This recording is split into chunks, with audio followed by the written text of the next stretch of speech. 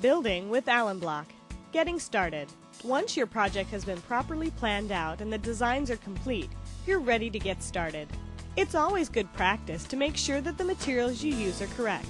Refer to the approved plans to make sure that the blocks are the right color, style, and setback. Confirm the reinforcement grid is the correct strength and size, and inspect the wall rock and backfill materials to make sure that they meet the specified requirements. Wall rock is used as base material within the block cores as well as behind the blocks. Wall rock must be a compactable aggregate ranging in size from 1/4 inch to 1.5 inches in diameter. This balanced mix of sizes allows for good compaction. Wall rock serves many purposes in a wall project. When added to the block cores, it increases the structural stability, locking the blocks and grid together to form a rock-block connection. It also allows for good compaction inside and around the blocks, and prevents settlement directly behind the block.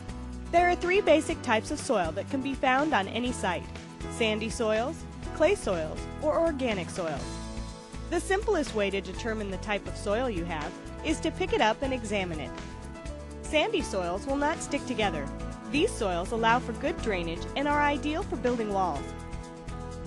Clay soils will stick together to form a ball. These soils retain moisture and may add pressure behind the wall.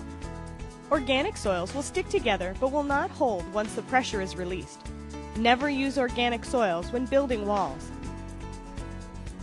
If more detailed soil information is required, check with a local soils engineer for further testing. Be sure to have the proper tools on hand before you begin. See the guide for landscape walls for a complete listing of tools and equipment. Remember, safety always comes first. Use protective gear and be sure to follow safety guidelines when using power tools. For the next step in Plan, Design, Build, go to Site Prep and Excavation or visit us at allanblock.com.